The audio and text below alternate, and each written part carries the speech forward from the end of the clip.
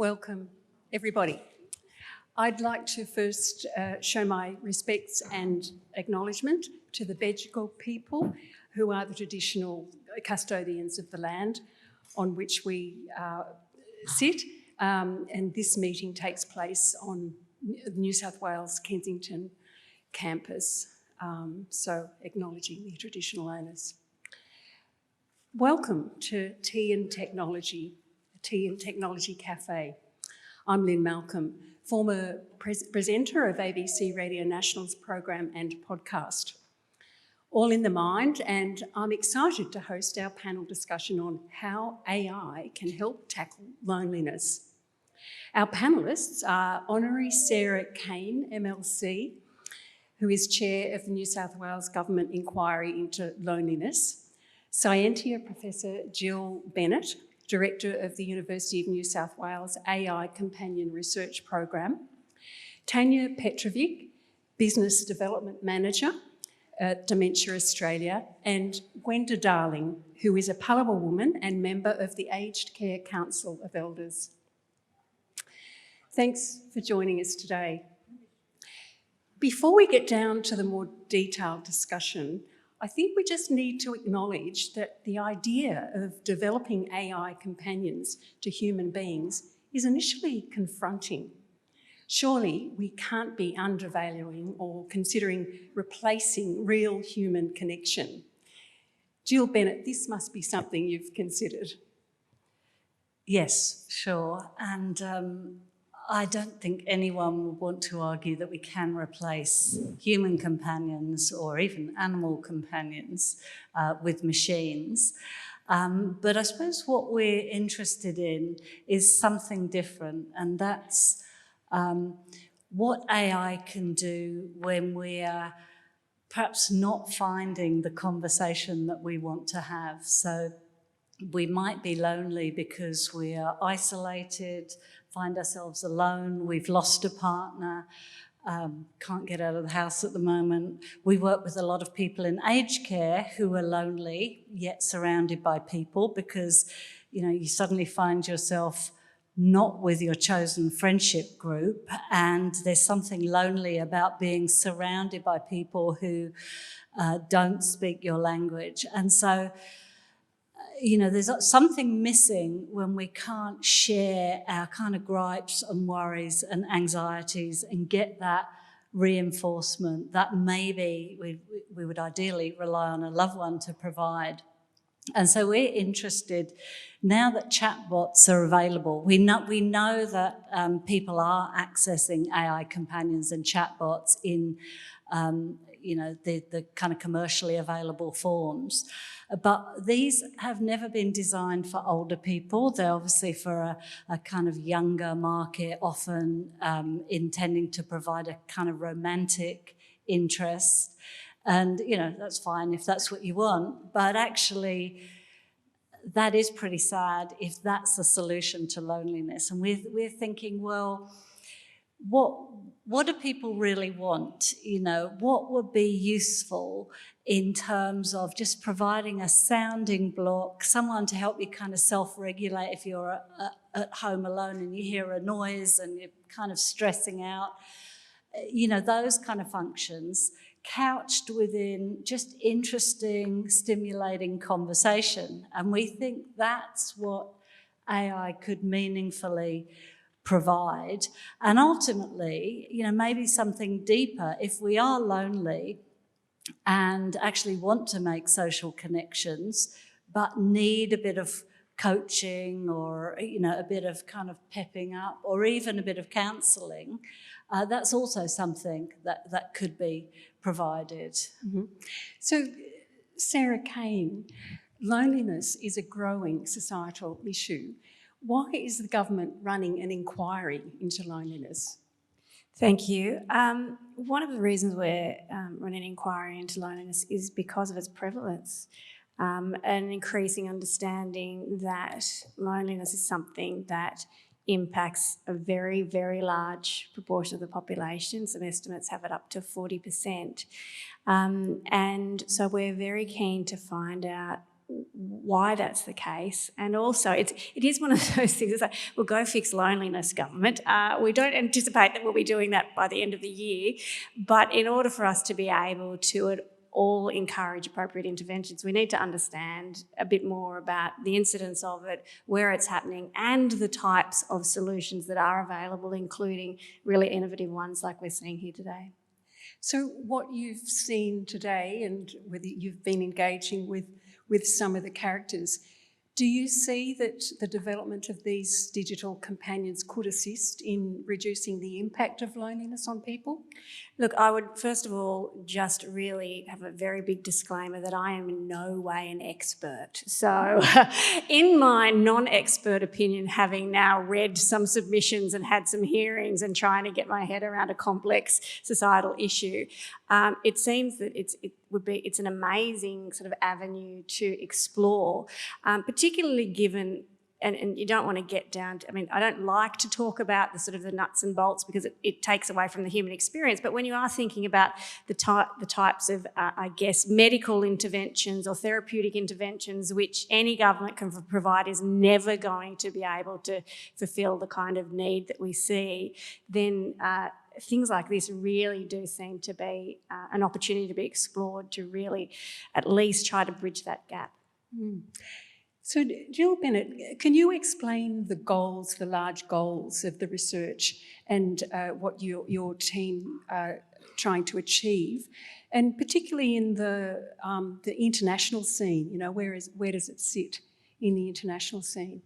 Yeah, I think we're motivated by the fact that there's been huge uptake already of just chatbots, you know, since these large language models became available to the public.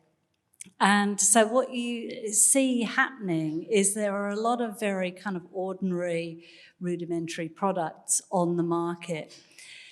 And so we are interested in how to make those better. So we always work from lived experience. All the work that you see here, whether VR or AI, we always work with consumers, whether that's people with dementia, people with, you know, particular mental health issues.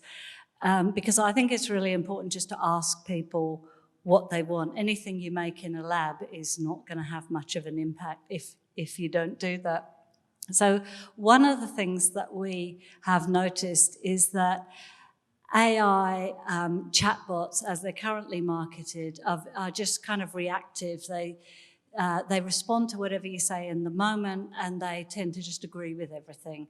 And that's one of their charms, because they're infinitely patient, right? And they're very validating. So they offer you this unconditional positive regard, which actually therapists have to train to provide. You know, humans tend to get very impatient with people. So they have that. But it also only goes so far. You know, if you're in a really kind of low place, or, you know, your thoughts are very pessimistic, you're very despairing, you don't want to go out because you're convinced everybody hates you, it's not very useful just to rely on a chatbot, especially one that agrees with everything you say. So you might actually need a companion who gently challenges these negative beliefs in the way that a skilled, concerned friend would. So that's really what we're trying to do, is to, and we have a great team actually. Michael, our AI expert, works in this area of AI, which focuses on planning, which means you know, the AI having the capacity to sort of think ahead and understand some shared goals. So if you rock up one day and say, you know, nobody likes me, I just want to die, they will know that that's not the real you speaking, and they will know enough to sort of help you find your way back to some other version of you that, you know, you might actually be striving to find. So we're really interested, I suppose, in just enhancing the capacity and performance of these characters, but doing so by really creating relatable people who are just like us. They are the people that we want to talk to, But they're still AI. You know, we're not interested really in creating clones of the sons and daughters who don't visit, but we are interested in creating companions who can talk about how that feels when you really wish your kids could visit. So, you know, it's being quite realistic about that. So if you could just outline the main characters, the most progressed characters that you've got, and what their characteristics are. Yeah, sure. So the oldest character the one that we have been developing for the longest is Viv, who was developed initially with a group of women with early to mid-stage dementia. And initially we developed her as an interactive character because these women were very frustrated about being infantilized and talked to as if they were, you know, idiots, because sometimes their memory dropped out. And of course, what was beautiful about that project was that these women had all of the kind of insight that they'd built over the years and had actually, you know, profound knowledge about the lived experience of dementia and what do you do when you're confused or you find your memory dropping out. They had really good sort of strategies for working with that.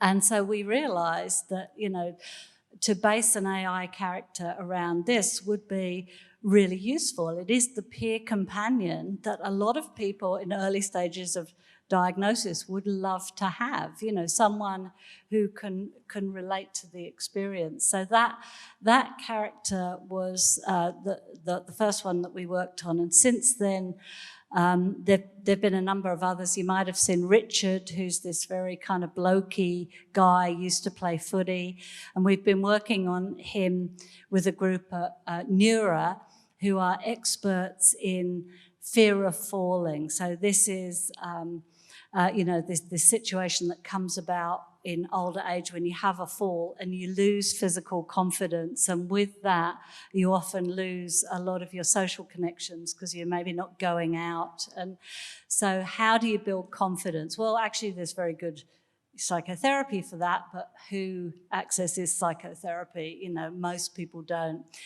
So we're thinking, you know, in the form of a relatable character that you might want to chat to about football, you can actually come by a lot of useful information, and he can relate that just in the way that a friend would. You know, I came across this worked for me.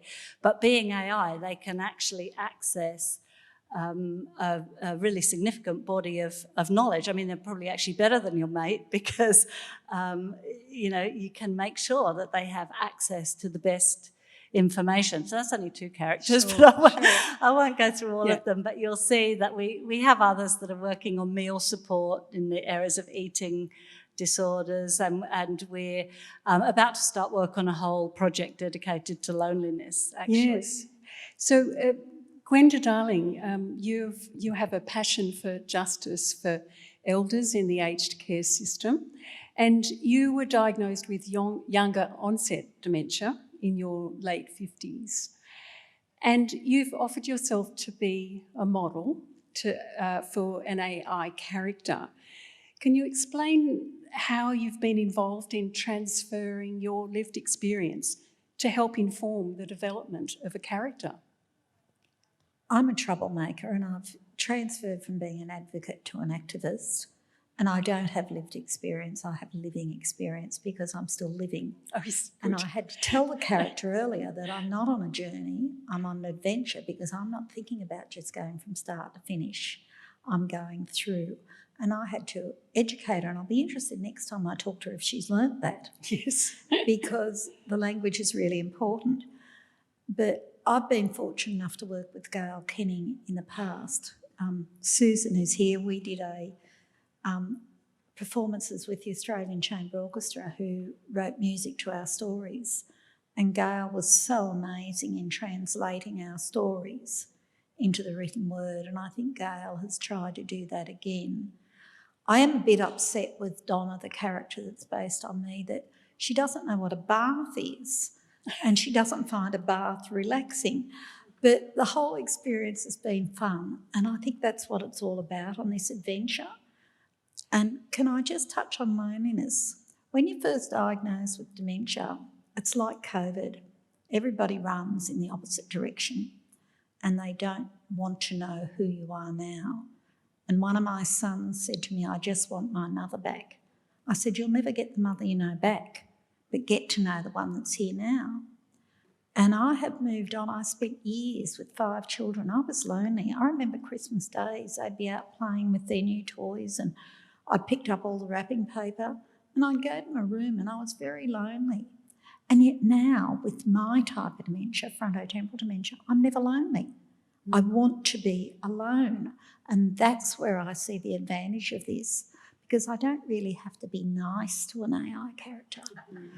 I saw that earlier in your conversation. That was a very interesting conversation. You were quite confrontational with her. Who, me? Donna. Never. But I think she would be great in the middle of the night when I'm pulling everything out of the wardrobe, as people sometimes with dementia can do, or when I'm feeling upset and angry, which I sometimes can do. I think that's where it would come into its own. And I'm really looking forward to seeing what we can do around that, particularly around sundowning, because nobody wants to be around us. Your family run. And I think that the AI character will always be there. And if I do become confrontational, because she's so stupid, she doesn't know about a bath. She wasn't smart enough to tell me that it might affect the electronics. But I really think that venting could be really helpful for a lot of people and overcome that loneliness, because there's no one you can talk to. Yeah. Express your frustration. Yeah. Thank you. Tanya Petrovich from Dementia Australia, you're the Business and Development Manager there.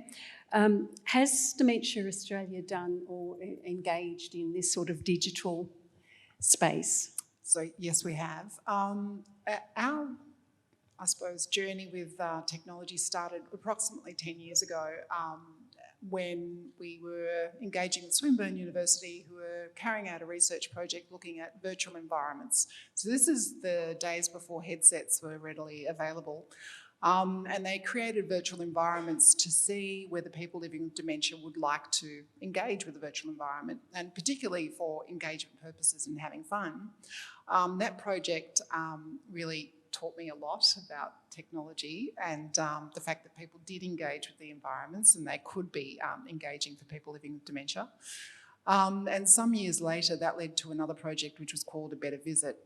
So when people are in a home, in a residential facility, and if you've worked there for a while, you'll notice that as the dementia progresses, unfortunately, family finds it difficult to engage with the person. The person finds it difficult to engage with their family. And what you want to do is reach out to them and say, right, so what you need to do is you need to use reminiscence therapy, and you can't teach that readily to everyone. So we created a tool called A Better Visit, which is not perfect, but it's a starting point. And it's on an iPad, and essentially it's games. And the idea is, the games are not important. The idea is that people feel awkward and don't know what to say to their parent or loved one. And through the games, you actually reminisce and you actually start that reminiscence therapy. So it's about connecting and engaging with people. So the technology is always a tool that can be used for engagement, or we also have used it for education purposes. So we've used virtual reality to create, not perfectly, I know, Gwenda, but we try to recreate some of the symptoms of dementia so that aged care workers understand what it might be like to live with dementia, so that they as care workers start to appreciate the things that they should be doing in caring. You know, things like just slowing things down, being able to understand that around them what they see is not what the person living with dementia might be seeing. They might be seeing something completely different. And so this is a really important learning tool to create that empathy to the person's condition and start thinking from their point of view, as opposed to, I'm here to give you a shower and I'm just going to focus on the shower.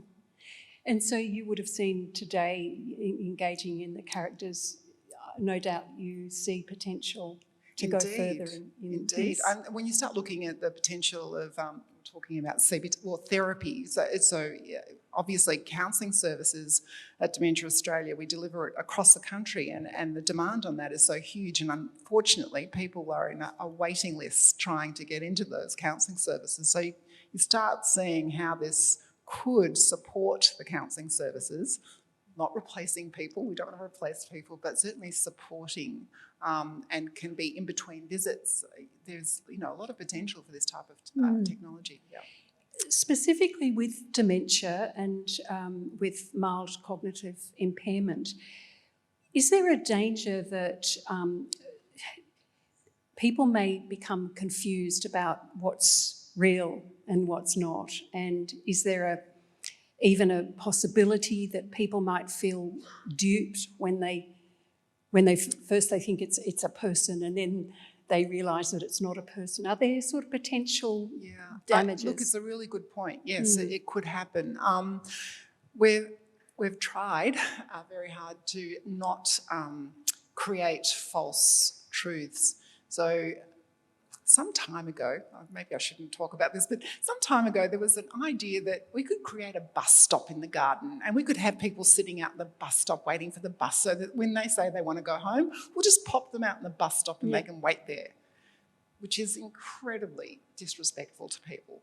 So that type of thing, absolutely, we would not go to that point of creating a false truth.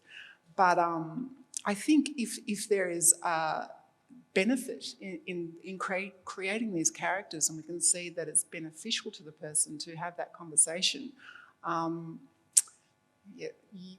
Yes, it's a hard thing to make a decision on, but it's up to the individuals, I suppose.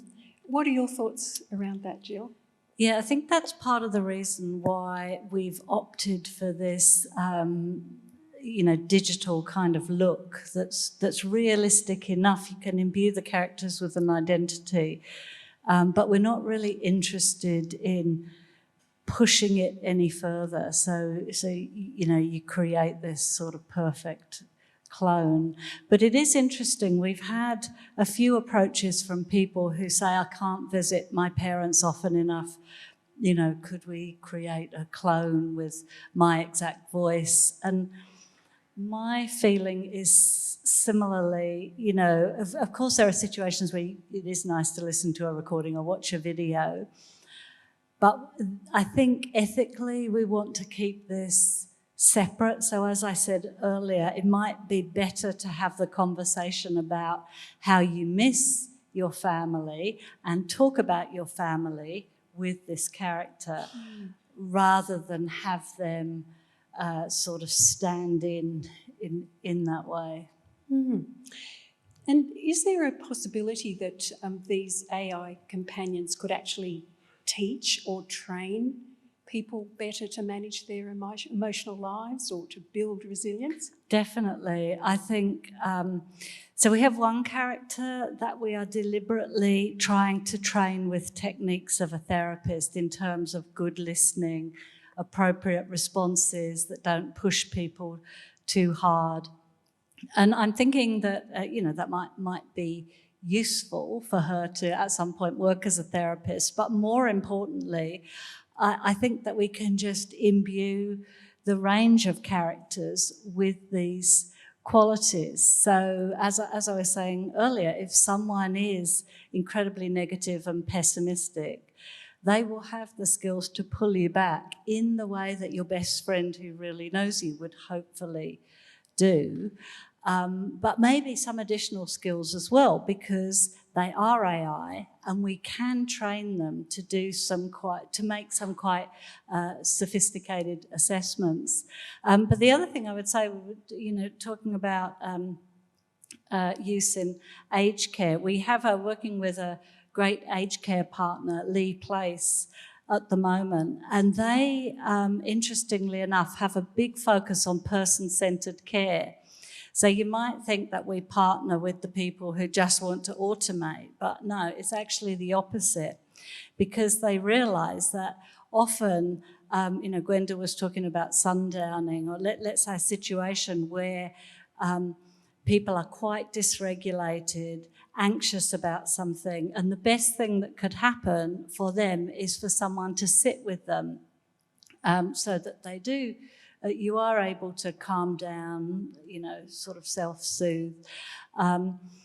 But of course, there aren't the staffing ratios to allow for that in aged care. So we're very interested in how these characters could maybe play that role. And so we spend quite a lot of time thinking about their voice and their the soothing way in which they speak and don't get overexcited. There's still a lot of development we can do in this area, but I think that would be really useful, not just in aged care, I mean for all of us when we're sort of over anxious about something, to be able to use a character like that to regulate and maybe ultimately start to think through why it is you're just, getting anxious. Gwenda, have you noticed the potential for you to learn and to improve because of your interaction with an AI character? Oh, I think I could educate it, but that's beside the point. I think you could too. But no, I think I can see the benefit, particularly for me, of a night, because since the stem of my amygdala's died, I don't sleep of a night and there's no humans around. Or if I was in residential care particularly, they don't want you wandering around of a night. And I think that's where the character would come into its own, because, as I said, I could vent, but perhaps I could just have a conversation about some of my feelings and it may reflectively listen to me. And I think I visit a lot of residential aged care facilities in a semi-official category with the department. And one thing that people constantly say to me is, who are you here to visit? Because they're so desperate for visitors. And I'd have my own special friend and I think it's mine. And I could choose to share perhaps with somebody, but it's that friend's there for me. I think that's the big thing with overcoming loneliness. Sarah, what other insights have you got from being here and listening to these conversations about what is required to alleviate loneliness broadly in society? Look, what has really struck me, and I know a lot of the conversation has been about sort of use in dementia, but it really, all of the sort of features that you're talking about, all of the types of benefits that are potentially there through those conversations and interactions, I mean, to be honest, they seem like we could all probably use someone who could listen to us, reflect back to us and, help us make wise decisions. So clearly that's something that we should be thinking about. But I think the other thing is one of the things you do when you're in the upper house is you sit on a lot of inquiries. And I was recently on the AI inquiry and we came out and visited the centre here and, I read Toby Walsh's book and all of those things. And I think what I didn't really see, we've been a bit focused on all of the concerns about how we use AI and, technology and will it be out of control and what are the benefits and all of those things. And I think the types of tools that we're seeing here really do show the potential. And what I realised is we did not spend enough time on that during that inquiry. It was very much about how can we deliver government services better without ending up in a robo-debt situation, rather than what actual personal benefits that do have flow-on effects to the health system and all the things that we in government care about. But we didn't spend enough time thinking about that. I think we should have really spent a lot more time thinking about the positives. And I think the other thing that's heartening when you're not from this space and you do, you get the headlines about AI is going to take over the world and all of that kind of stuff, is when you hear and see the researchers who are so deeply connected to all of those ethical considerations that exercise our mind, that are clearly exercising the minds of the people coming up with these. So that for me is incredibly comforting, and they're some of the things that I'll take back and reflect on further. Jill, we've actually avoided the hard question, which is how does it work? How do you draw these characteristics from people and feed them in? I mean, we're not going to get real technical here, but just a broad sort of explanation about, obviously you're in progress of improving, so how is it done? Yeah, look, the main distinguishing feature of our program is the lived experience grounding. And I think that's been really telling for us, and it's the difference between some very ordinary products and ones that can really do this work of companionship. And I think what I would say is you can't underestimate the importance of working with and from lived experience. So always start with the users. And I think particularly when we're talking about technology for older people, because the default is to design technology for youth markets and then maybe, translate it to other markets with not much thought. But I think it's not about that. This is why we really value actually having people here today, because these are technologies that are iteratively developed. And it's by people having the conversation and saying, I really loved that, or that was really irritating, and what I really want this character to do is this. Mm-hmm. That's critical. And if you work in that way, you will get something that works. And then, you can do some sort of fancy pieces of engineering that are a bit more bespoke. And that's where we are in terms of working with our AI partners. But I think we're the only team in the world, actually, that takes the lived experience data and feeds that directly into the development of an AI module. And this is beyond just the sort of plug and play characters. We're actually looking at developing some more sophisticated functionality, but working in this way. That's really impressive, considering the broad coverage of AI across in all sorts of different aspects in the world. That it is impressive, because the differences that you'll make by doing that, I'd say, would be huge. So can it really work in the big picture? Where are we at?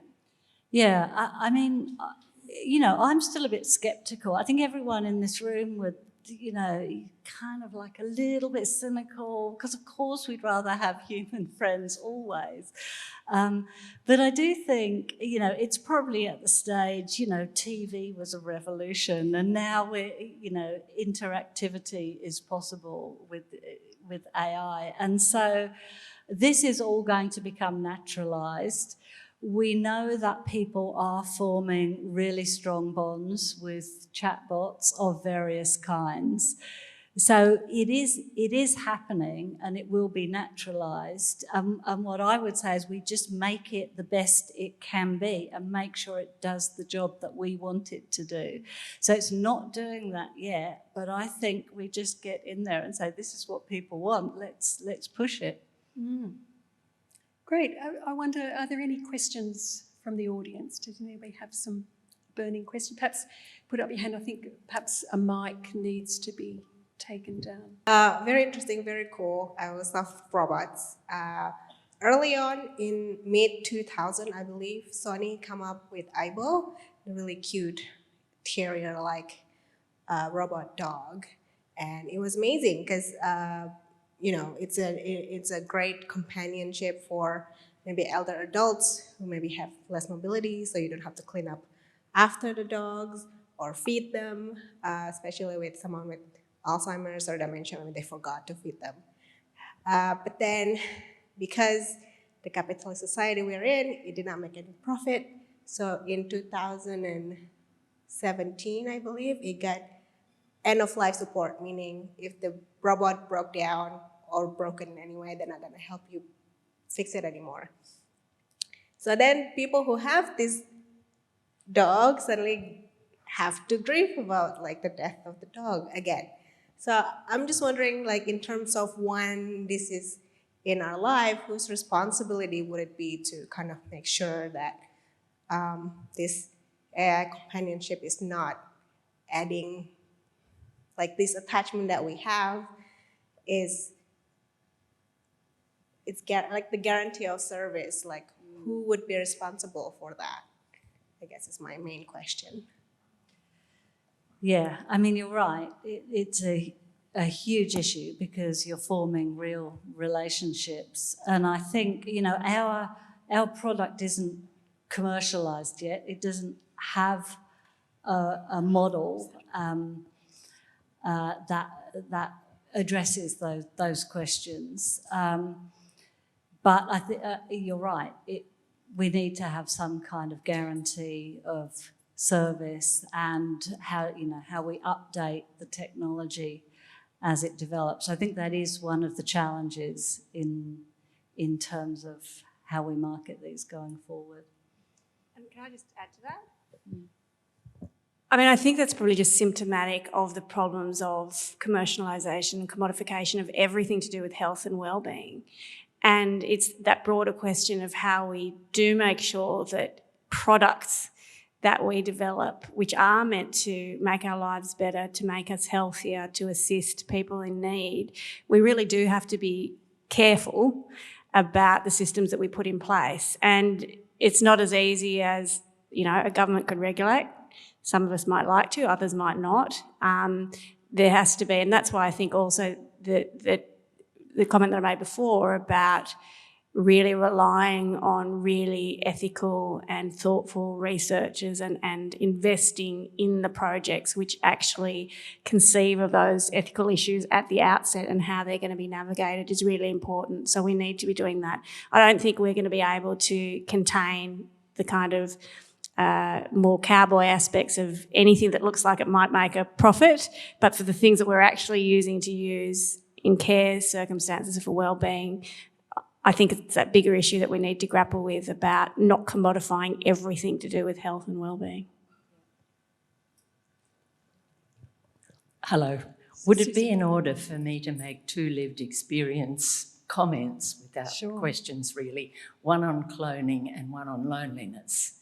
There is, and this was shared by every participant to whom I may concern, there's another form of loneliness, and my life is filled with people. The loneliness comes when none of them believe what is happening to you. And that is a really lonely thing. Because I'm very high functioning, people produce all kinds of information about me to prove that I haven't got what I've got, which is shaming and demeaning and ghastly. The second one is about cloning. I have had the care for 20 years of a 102-year-old Holocaust survivor who's just been moved to a home in Ballina. So I don't see her twice a week. Her son came down yesterday and he said, I called in on Mum. And when I called in, she was sitting up in bed having an animated conversation with a photograph of you and your husband. And whatever the ethical concerns are, my presence in that photograph had this very demented woman having a ghastly experience in a home miles from everything, joyful, happy, and communicative. Thank you. They're very good points. Thank you. I've just got a rollout timing question. When do you think you might be able to be sort of ready to launch? No pressure, no pressure. Put us on the spot. There's our business manager there could answer this. There's still some development that we want to do, but I hope that at the end of this year we have a kind of really robust product that's kind of ready to go. I mean, this is the thing, that it is an emerging technology and there's so much to learn. And so we tend to put things out like into aged care and into test spaces quite early, but that's so we can keep improving them. But of course, when you market something, everything has to be right, it has to be really good, easy to use interface. All the technology has to work very smoothly, and we have to work out all the legacy and long-term security issues. So That is something that we're working on as fast as we can possibly go, so we can get these out to a larger section of the public. Thank you. My name's Ballina. I did robotics. I used to do hackathons quite a bit in the Deloitte team, and we attached loneliness, and we did some robotics with similar to this, with Selwyn. But what we found many years ago was the commercialisation and the affordability, especially when you have a target market, is, you know, those on the pension, those that are retired. But this kind of tools, which is innovative, is so important to them as their self, their dignity. So my question, probably more to the chair of the New South Wales, so Sarah and possibly the Aged Care Council, is what are the government doing in order for the affordability of these tools, which is not in the normal medical science yet, that the government is able to support the innovation and the healing of loneliness? So just a small question. Look, I think the answer to that is tricky, partly because a lot of the aspects that you speak about, you know, do that horrible thing in governments that we don't cope well with, which is crosses across a whole lot of portfolio areas. So you talk about innovation, and so that's sort of an innovation thing, and there's an innovation portfolio, and then you talk about the health portfolio, and then there's health, and then there's a mental health, and then there's... So one of the things that we don't... I don't mean the New South Wales government, I mean governments generally don't really do very well is either cross-jurisdictional or cross-portfolio activity. So one of the things that we do need to consider is how to do that better. And I started off by saying that, you know, the loneliness inquiry, people have said to me, what do you think you're going to do? Like, what's the government going to do to stop people being lonely? Well, actually, it's kind of trying to grapple with things like that we can do. So I can't give you an answer as to what we're doing. Probably not very much right now, because I don't know how much is known about this kind of, you know, approach. And there might well be things happening with support for innovation. And there would be things in health to support, you know, people with dementia. There could be things in other areas, DCJ, about people who are lonely, but that cross-government piece is not done very well. So one of the things we could think about and consider more and perhaps come out of our inquiry is actually maybe we need to think about how to convene the different parts of the state that actually could be involved. And then therein starts a whole other process once you do that, and I won't pretend that would be easy, but I recognise the point you're making. I accept that it's difficult, but that is something that we could actually try to grapple with a bit better. Can I just have a go at answering that? And I'm answering this as Gwenda, not as anybody part of the Council of Elders.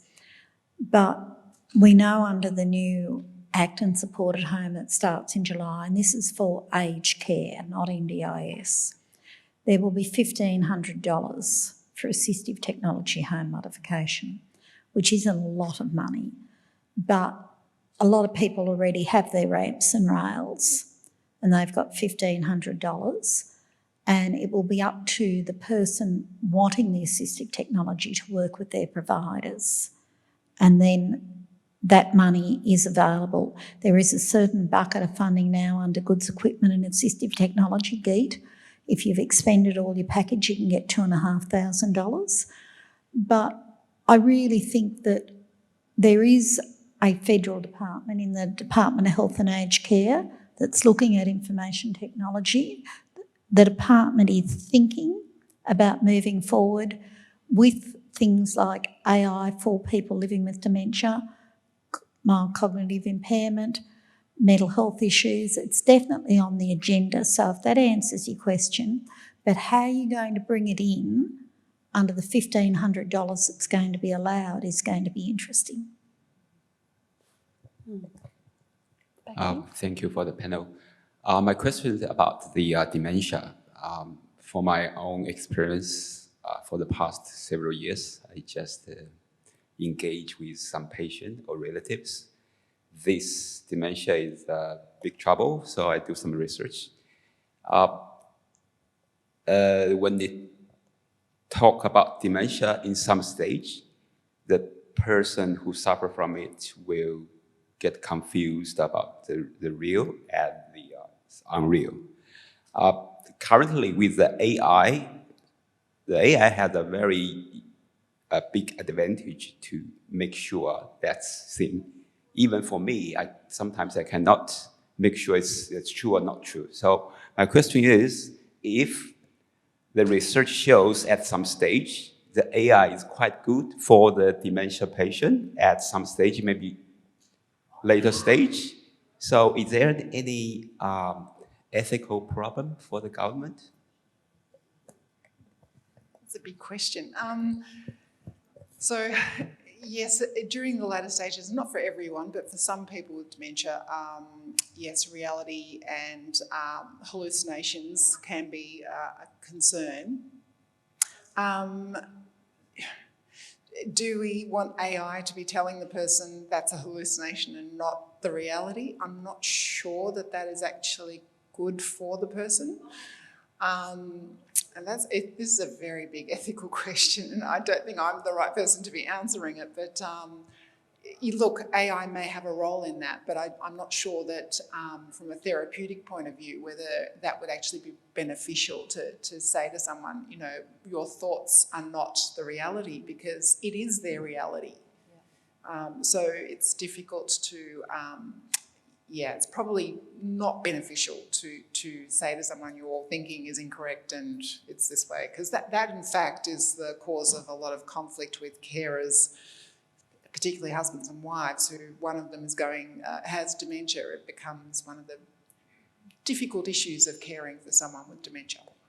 Yeah, I think that's a really important point. And I'd say two things we've noticed when using Viv, this character Viv, in aged care, that very often people living with dementia are quite playful around the fact that they'll say she's a robot or AI, whatever term they use. And there's an enjoyment in that fact that she's realistic, but we know she's not real. But also the character Viv, she originated as a virtual character made with people with dementia who told stories about living with hallucinations. And she invites you to tea and you're never really sure what's hallucinated and what's real in this original one. And the point of that is that sometimes it's quite good for us to enter into another reality rather than be lecturing people on what's real and what's not real, which, as Tanya says, can be very patronising and harmful when it is a perceptual reality for someone. So I think we have to draw a clear line between malicious or deliberate duping of people and being sort of high-minded about whose reality counts. I think that as a person living with dementia, my reality is where I'm at the time. Come into my reality where I'm at. If I tell you I've never been in that shopping centre before, I've never been there. And there's no point in arguing with me about it that on such and such a date and we came, because I've never been there.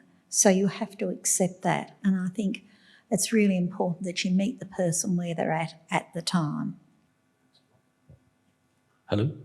I was interested in, a lot of the discussion has been about the AI working with the patient and also about simulating a patient. So it implies there's a multidimensionality to how AI could work, because whenever you're working with someone, it's almost always as a group, the doctor, family and so on, as well as the patient. And I think I heard over here that there was frustration of someone might benefit from having an advocate on their behalf. And I think I heard that as well from the panel. So I was just interested, is there a multidimensional concept to the AI in helping, in that it presents the patient's condition as an interpreter, if you like, back to the people dealing with them? Yeah, definitely. I think, and this is part of the point of working with and respecting knowledge from lived experience, that it's really about everybody speaking for themselves.